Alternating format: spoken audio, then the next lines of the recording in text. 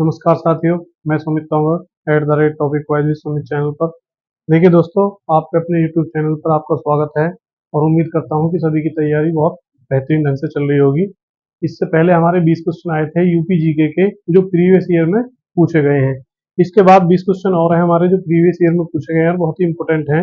UP GK से संबंधित हैं, केवल यूपी के क्वेश्चन छाटे हुए हैं। देखिए दोस्तों, पिछले क्वेश्चन आपको नोट कर लेने हैं और साथ के साथ ये भी क्वेश्चन उन्हीं के साथ नोट करते हुए चलना है और इनका एक क्विक रिवीजन करते हुए चलेंगे, ताकि आपको आने वाली परीक्षा में किसी भी प्रकार से यदि प्रीवियस ईयर में यूपी जीके से संबंधित क्वेश्चन पूछा जाता है तो आपको कोई भी दिक्कत ना हो। देखिए दोस्तों, सभी को नोट करते हुए चलना है ताकि रिवीजन करने में कोई भी समस्या नहीं आए, क्योंकि जब हम रिवीजन करते हुए चलते हैं तो चीजें हमारी ज्यादातर याद रहती हैं। इसी के साथ समय को खर्च ना करते हुए हम अपनी स्टार्टिंग करते हैं दोस्तों। देखिए, क्वेश्चन नंबर फर्स्ट है हमारा, गौतम बुद्ध का महापरिनिर्वाण कहाँ प्राप्त हुआ था? नोट करते हुए चलेंगे।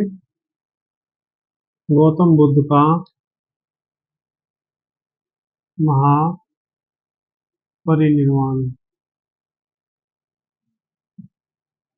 देखिए दोस्तों, गौतम बुद्ध का महापरिनिर्वाण याद रखना है। यूपीजी का क्वेश्चन प्रीवियस ईयर में आया हुआ क्वेश्चन है। कुशीनगर, कुशीनगर। ये छोटे छोटे क्वेश्चन होते हैं जिनके साथ आपको अपने जो और फैक्ट हैं वो भी याद करते हुए चलना है। जैसे कि गौतम बुद्ध का जन्म आपके दिमाग में आ जाना चाहिए। गौतम बुद्ध का जन्म कहाँ हुआ था? यदि महापरिनिर्वाण यहाँ है तो जन्म कहाँ है? तो जन्म कहाँ हुआ था दोस्तों? लुम्बिनी में। कहाँ पर? लुम्बिनी। और इसके बाद बात आती है हमारी ज्ञान प्राप्ति। ज्ञान प्राप्ति बोध गया। कहाँ पर? बोध गया में। क्वेश्चन नंबर 2 नोट करना है। यूपी के कौन से शहर में चर्म उद्योग की राजधानी कहा जाता है? यूपी के कौन से शहर को चर्म उद्योग की राजधानी कहा जाता है? नोट करेंगे। यूपी के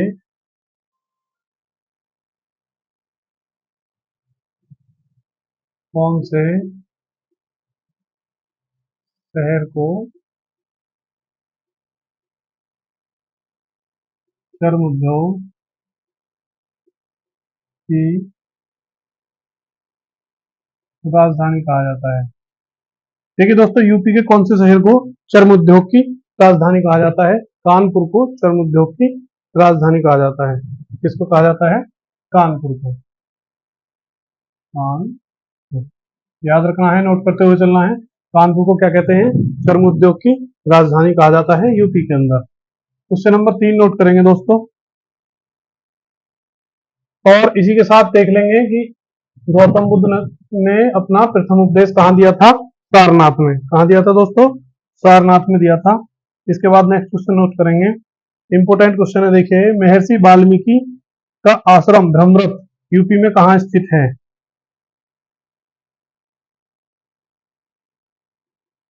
महर्षि वाल्मीकि का आश्रम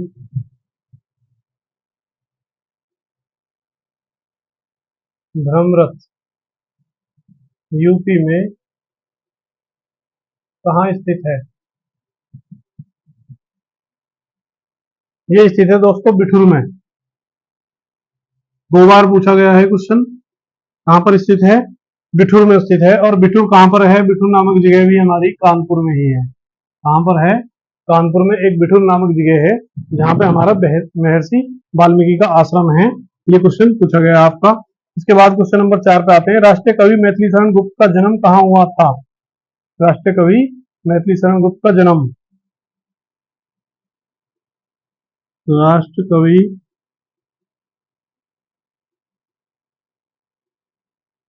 मैथिली शरण गुप्त का जन्म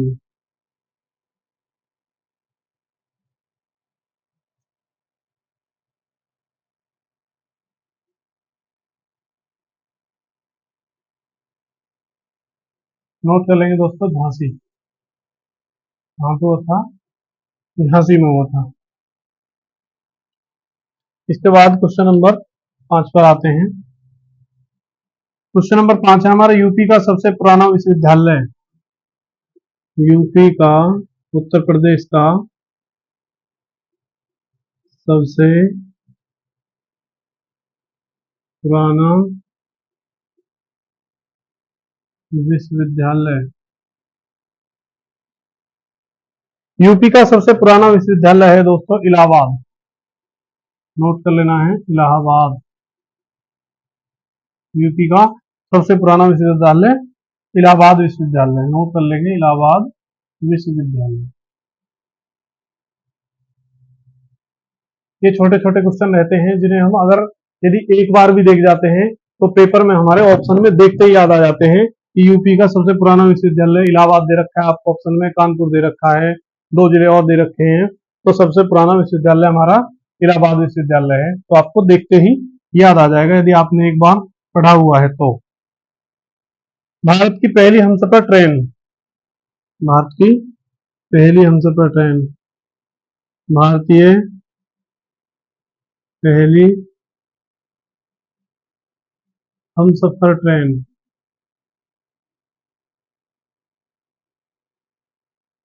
कहां से कहां तक चली थी? भारतीय पहली हमसफर ट्रेन कहां से कहां तक चली थी? आनंद विहार से गोरखपुर। नोट कर लेंगे, आनंद विहार से गोरखपुर। आनंद विहार से गोरखपुर तक भारतीय पहली हमसफर ट्रेन थी हमारी, जो आनंद विहार से गोरखपुर तक चली थी। इसके बाद क्वेश्चन नंबर 7 पर बात आती है हमारी। क्वेश्चन नंबर 7, सूफी संत शेख सलीम चिश्ती की दरगाह कहाँ स्थित है? क्वेश्चन नंबर नेक्स्ट है हमारा, सूफी संत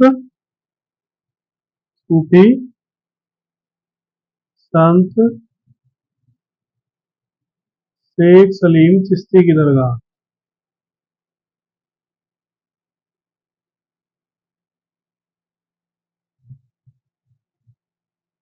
दरगाह, ये क्वेश्चन इस प्रकार से पूछा जाएगा दोस्तों कि सूफी संत शेख सलीम चिश्ती की दरगाह यूपी में कहाँ स्थित है? यूपी में कहाँ स्थित है?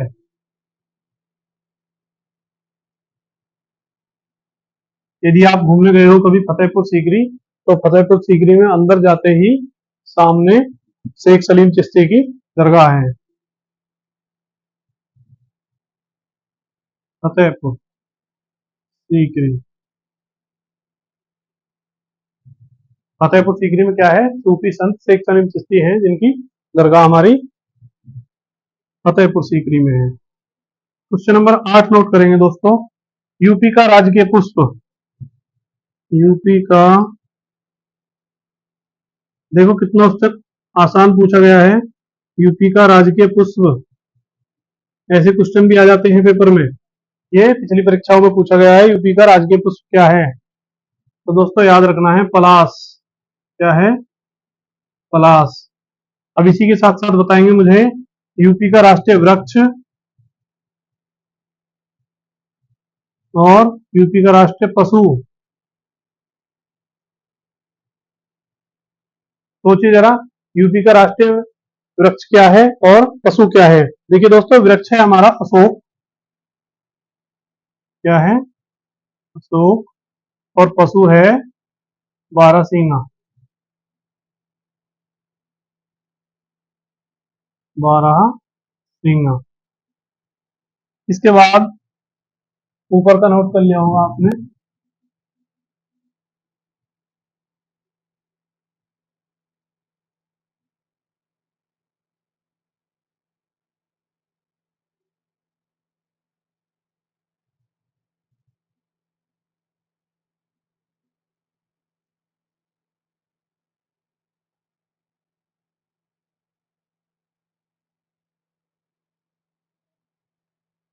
क्वेश्चन नंबर 9 नोट कीजिए। क्वेश्चन नंबर 9 है हमारा कि यूपी के दिग्गज मेजर ध्यानचंद का जन्म हमारा कहाँ हुआ था? मेजर ध्यानचंद का जन्म, हॉकी के दिग्गज मेजर ध्यानचंद का जन्म, तो दोस्तों ये इलाहाबाद में हुआ था। इलाहाबाद। वर्तमान में आप प्रयागराज ऑप्शन में आ जाए तो लगा देंगे प्रयागराज। इसके बाद नेक्स्ट क्वेश्चन है हमारा, मुंशी प्रेमचंद का जन्म कहाँ हुआ था? मुंशी प्रेमचंद का जन्म पूछा गया है। मुंशी प्रेमचंद का जन्म कहाँ हुआ था? वाराणसी नोट कर लेंगे, वाराणसी। मुंशी प्रेमचंद का जन्म वाराणसी। इसके बाद है क्वेश्चन नंबर 11 पर बात आती है हमारी, कौन सा जिला यूपी के बुंदेलखंड क्षेत्र में है? ये क्वेश्चन पूछा गया है हमारा, कौन सा जिला यूपी के बुंदेलखंड क्षेत्र में है?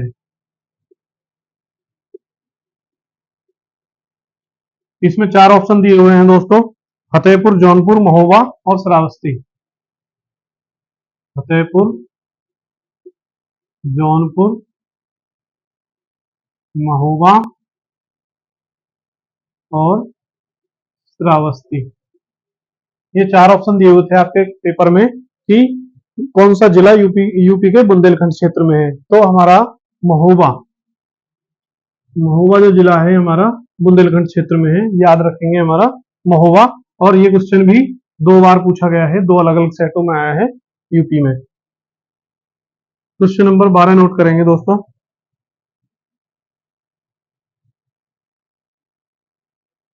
छठी शताब्दी ईसा पूर्व के दौरान मथुरा के आसपास के क्षेत्र को क्या कहा जाता था?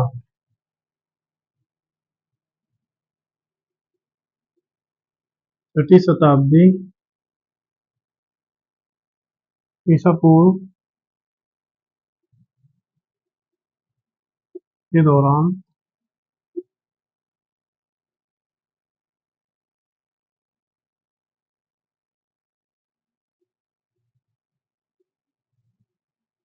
दौरान मथुरा के आसपास के क्षेत्र को क्या कहा जाता था?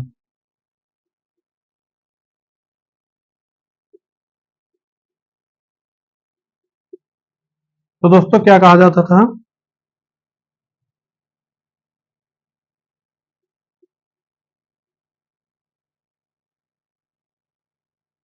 सूरसेन। इसके बाद है, मदनाष्टक पुस्तक किसकी है? ये क्वेश्चन पीछे का रिपीट हुआ है पिछली क्लास का कि मदनाष्टक पुस्तक किसकी है, तो यदि आपने रिवीजन किया होगा तो जरूर बताएंगे। मदनाष्टक पुस्तक किसकी है? ये है दोस्तों रहीम की। क्या है? रहीम की मदनाष्टक पुस्तक है। इसके बाद नेक्स्ट क्वेश्चन नोट करेंगे, यूपी में पहली बार 1887 में प्रकाशित होने वाले दैनिक समाचार हिंदुस्तान के संपादक। यूपी में पहली बार, नोट कीजिए, यूपी में पहली बार, यूपी में पहली बार 1887 में प्रकाशित होने वाले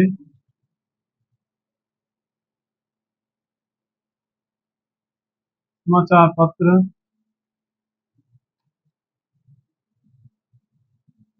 हिंदुस्तान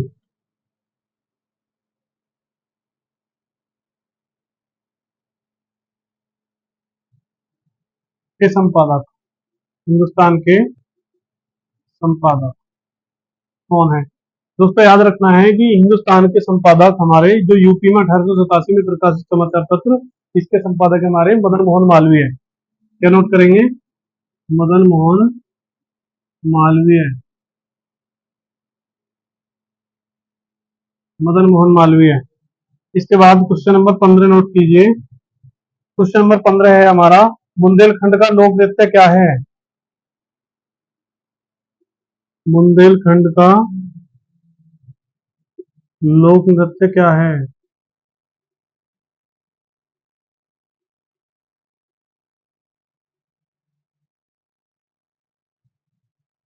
क्या है? नोट कर लेंगे दोस्तों, आला। क्या है बुंदेलखंड का नृत्य? आला। इसके बाद नेक्स्ट नोट करेंगे, ऋषि जमदागिरी का आश्रम यूपी में कहाँ स्थित है? ऋषि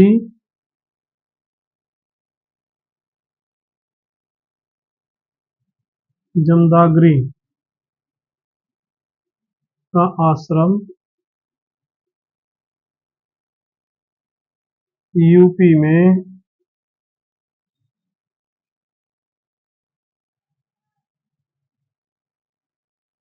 कहाँ है? ये है दोस्तों, नोट कर लेंगे, गाजीपुर। गाजीपुर।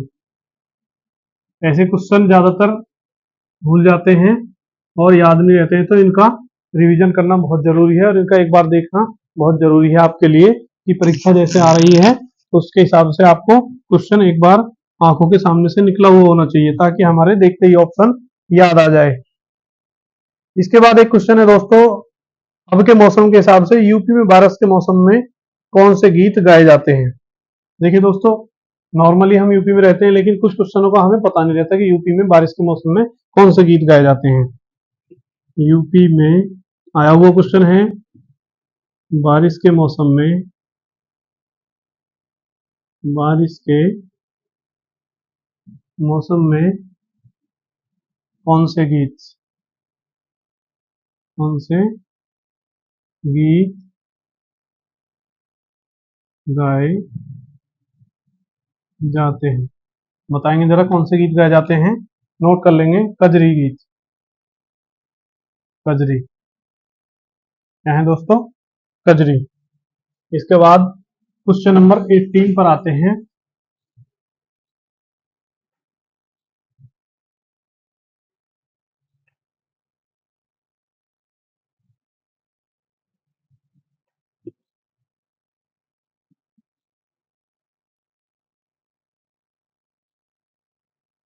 राजा हर्षवर्धन ने,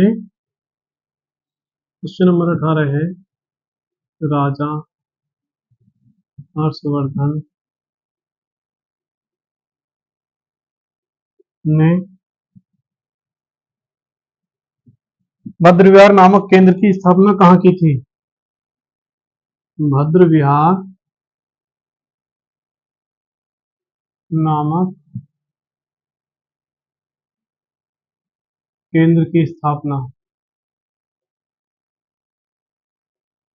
देखिए दोस्तों, भद्र विहार नामक केंद्र की स्थापना कन्नौज, नोट कर लेंगे।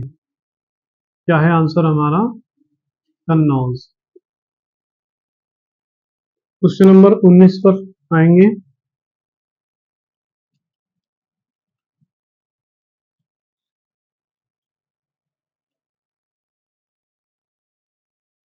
देखिए दोस्तों, क्वेश्चन नंबर 19 है हमारा, कौन सा राज्य यूपी की सीमा से साझा करता है?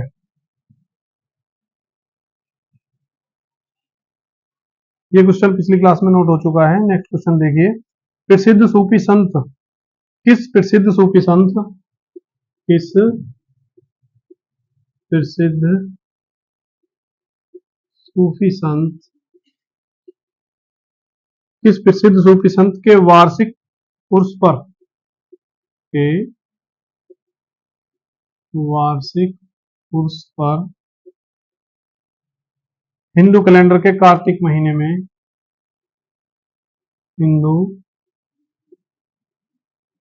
कैलेंडर के कार्तिक महीने में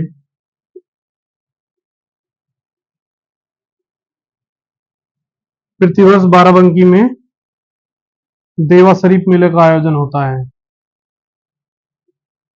प्रतिवर्ष, देखिए दोस्तों कहां से क्वेश्चन लिया गया है, प्रतिवर्ष बाराबंकी में देवा शरीफ, देवा शरीफ मेले का आयोजन,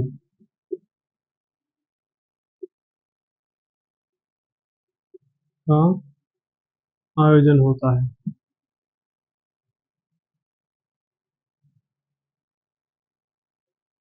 नोट कर लेंगे, वारिस अली शाह, वारिस अली शाह, वारिस अली शाह। इसके बाद नोट करेंगे क्वेश्चन नंबर 20। गुलाबी गैंग के संस्थापक हैं जो यूपी एवं एमपी स्थित सामाजिक संगठन है महिला कल्याण एवं सशक्तिकरण हेतु कार्य करती हैं। नोट करिए, गुलाबी, लॉन्ग क्वेश्चन है ये दोनों। गैंग की संस्थापक हैं जो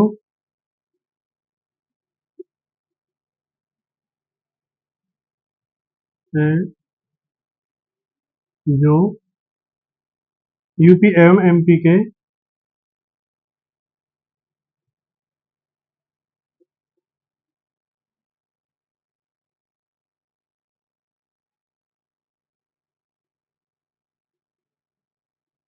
महिला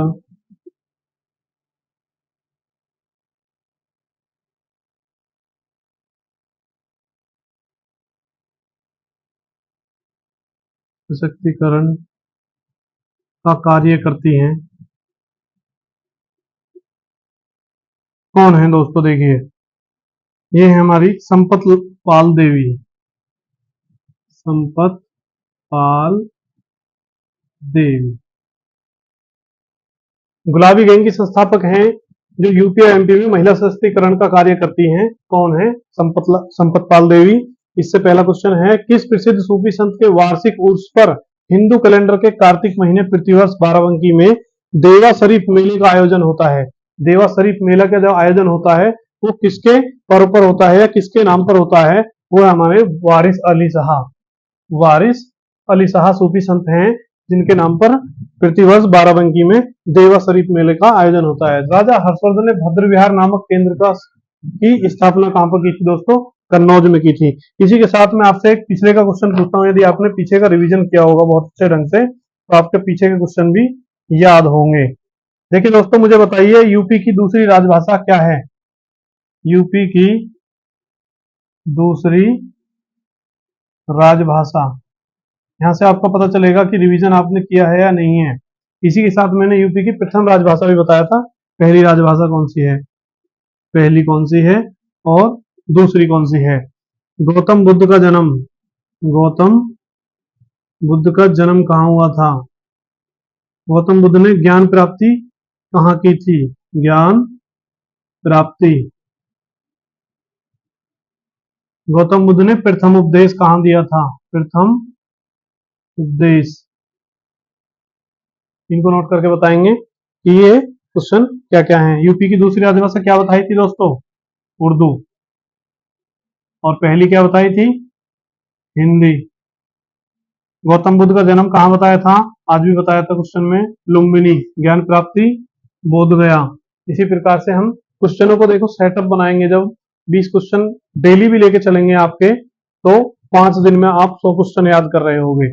इसी के साथ हम मिक्स जीके के क्वेश्चन की एक सेट लेकर आएंगे जिसमें आपकी क्वांटिटी उनमें क्वेश्चनों की ज्यादा होगी और आपको डेली के क्वेश्चन का टारगेट कम से कम 200 हो जाएगा। कितना हो जाएगा दोस्तों? 200 क्वेश्चन का डेली का टारगेट हो जाएगा कि सभी सब्जेक्ट के लगाकर आपको 200 क्वेश्चन पर डे याद करने हैं। यदि आप 200 क्वेश्चन डेली याद करोगे तो आपके 5 दिन में 1000 क्वेश्चन बैठते हैं और 1000 क्वेश्चन का आंकड़ा बहुत होता है दोस्तों। यदि आप डेली 200 क्वेश्चन याद कर रहे हो तो महीने में आंकड़ा लगा सकते हो कितने क्वेश्चन तैयार हो जाएंगे। एक बेहतरीन ढंग से आपके जीके का रिवीजन बहुत अच्छे ढंग से होता चला जाएगा। लेकिन आपको छोटे छोटे टारगेट बनाने हैं। 20 क्वेश्चन आज किए, 20 क्वेश्चन कल किए, 20 क्वेश्चन आगे किए और फिर उनका एक साथ रिवीजन किया। एक दिन रिवीजन का बना लीजिए कि हमें साथ में रिवीजन करना है एक दिन सभी का, तो साथ में रिवीजन करते हुए चलेंगे हम, तो उनका एक बेहतर ढंग से रिवीजन होगा। जब हमारे 100 क्वेश्चन हो जाएंगे तो 100 क्वेश्चन का एक साथ रिवीजन करना है और फिर उससे पहले क्वेश्चनों का डेली रिवीजन करना है। देखिए, इससे पहली क्लास जिन बच्चों ने नहीं देखी हो साथी, वो साथी नोट कर लें, पहली क्लास को भी जरूर देख लें। और ये सेकंड क्लास हमारी 20 क्वेश्चनों की है। इसी के साथ हम नेक्स्ट क्लास लेंगे एक 20 क्वेश्चनों की और 4 क्लास में, लगभग 4-5 क्लास में यूपी जीके के सारे क्वेश्चन आ जाएंगे। उसके बाद हम नेक्स्ट बताएंगे आपको कि मिक्स क्वेश्चन की क्लास स्टार्ट करेंगे जिसमें फिजिक्स, केमिस्ट्री, बायो और आपके हिस्ट्री सबके मिक्स क्वेश्चन होंगे। उसकी आप तैयारी एक बेहतर ढंग से कर सकोगे, और उसमें भी हमारे प्रीवियस ईयर के सभी क्वेश्चन रहेंगे जिसमें हमारे यूपी में आए हुए हैं, और आपके अच्छे ढंग से तैयारी हो सके। ठीक है दोस्तों, नमस्कार, मिलते हैं अगली क्लास में। धन्यवाद।